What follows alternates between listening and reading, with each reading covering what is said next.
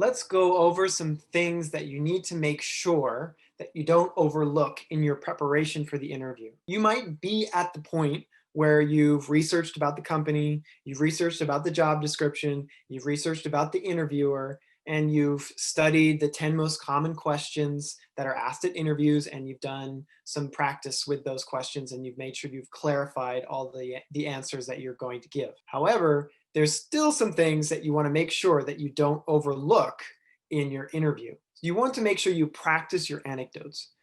Effectively, you want to have your stories straight and you want to have them clear. So you can use the STAR method to organize this. It's the S stands for situation, task is T, action is A, and R is result. So let's think of someone who works at a digital media company and they aren't traditionally in a leadership position. They are seeing some chaos as far as the group that they're in, the team that they're in, and they need to put 10 new LinkedIn profiles related to the company, and they don't know what to do. So you've done this before with the company and outside of the company.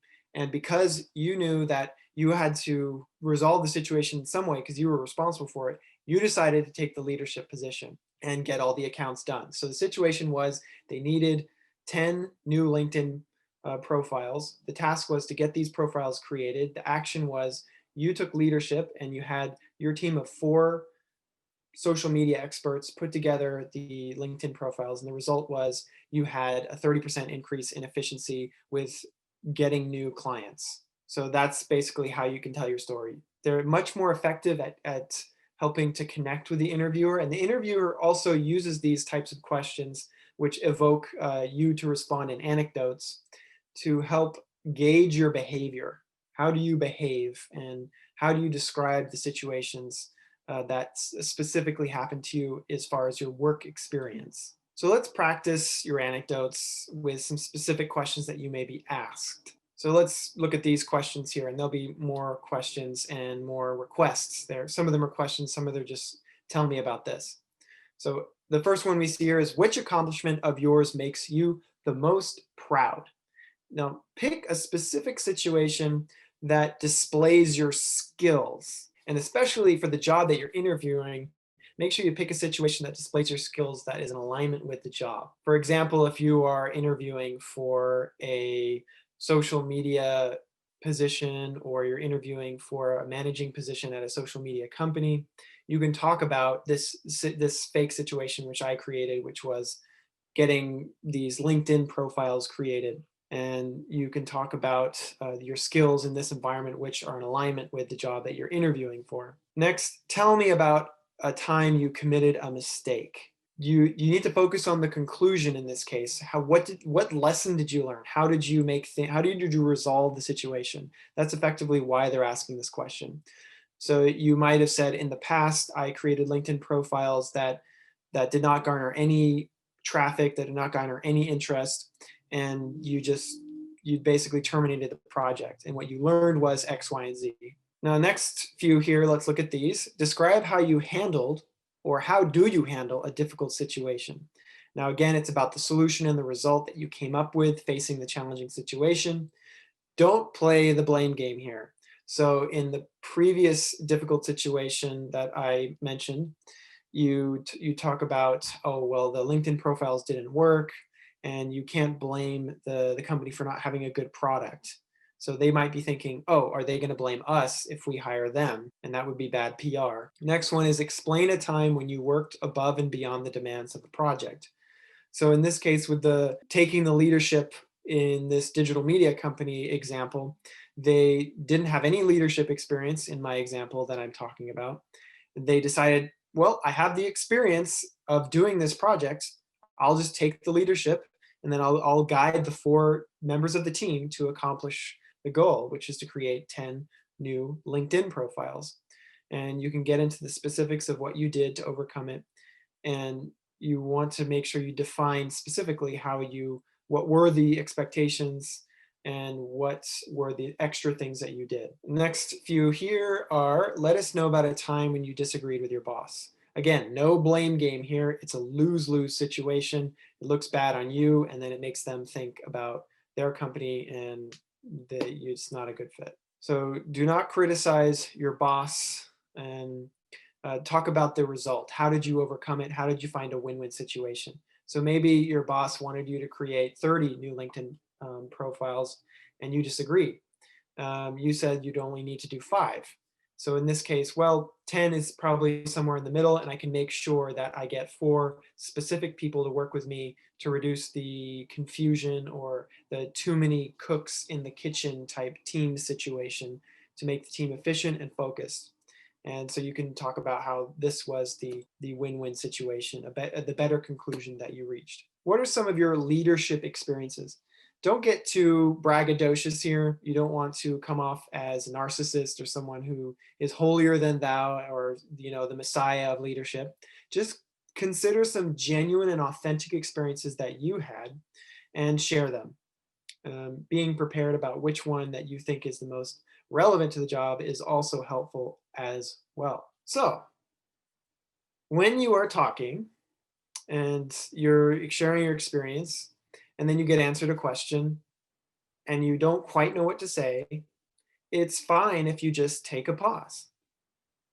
You can even tell the interviewer, can you give me a moment to think about it for us? Can you give me a moment to think about it? And that's probably going to show that you are considerate of the interviewer, and you want to give a thoughtful response that may be relevant. So don't worry about taking a moment. It's always helpful for you and shows respect towards the interviewer. Now, as far as the logistics and the practical side of the interview itself, you want to make sure you are prepared for the unexpected as far as showing up. So make sure you leave early and you plan to be there 10 minutes before the allotted time. Don't plan to be there on time. Plan to be there early. That's the time that you need to be there. So you might need to leave extra early to be there 10 minutes early at the actual interview site. If you have the contact information of the interviewer, just in case, make sure you keep it accessible so you can let them know in case there's any kind of emergency that you're going to be late. And make sure you check traffic and you understand the route that you're going to take, just to cover all your bases. And use Google Maps to get directions versus other maps programs, and find the fastest route, all pretty straightforward stuff. And make sure you understand the parking situation. Are you gonna have to park all the way in the back? Does someone need to valet park? Do you need to is there metered parking? You might have to take extra time making sure you pay for the fee to park. Now, as I mentioned earlier, practicing and rehearsing is the antidote to nervousness. It will help calm you down, and it will expose your nervous system to the situation that you're so afraid of, and will show you it's actually not that bad. You're not going to die. You're just trying to do your best to share about your value that you're willing to provide to this company, and help the company achieve its goals. So if you conduct mock interviews for yourself, you'll actually find yourself much more comfortable, and you will leave a better impression than if you didn't do the mock interviews. And you can practice the commonly answered questions, and what you've clarified for yourself will be your response.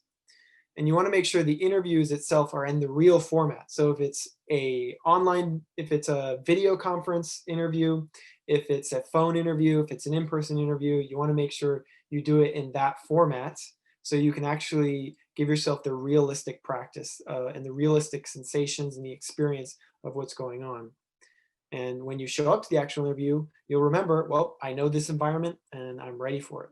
And also, you want to not only have the formats right, you want to make sure that you're dressed appropriately. So you're giving your brain and your experience everything it needs in order to feel like it's actually in the real interview. So another practical thing to do, and it shows that you're planned and you've planned ahead and you're organized, is to have copies of your resume. And it helps just to have it ready to give to multiple interviewers. And it's also something that you can do. You take it with you and you can follow along with the interviewer. So again, you just to kind of recap everything, if you are thinking yourself as prepared and everything is fine, don't get too ahead of yourself. There's actually a few more things you want to make sure you take care of, and that's anecdotal stories. That's these questions that the interviewer might ask you which needs you to talk about an experience, a specific experience that you had as far as a story that you come up with. And this has things to do with overcoming difficulties, disagreements with your boss, and leadership experiences that you had. And then also practical things about getting to the interview. And of course, like we just talked about, extra copies of your resume. This will help you show up and excel and push you into that 1% and then become the winning candidate possibly. And you will get the job more likely. Okay, thank you.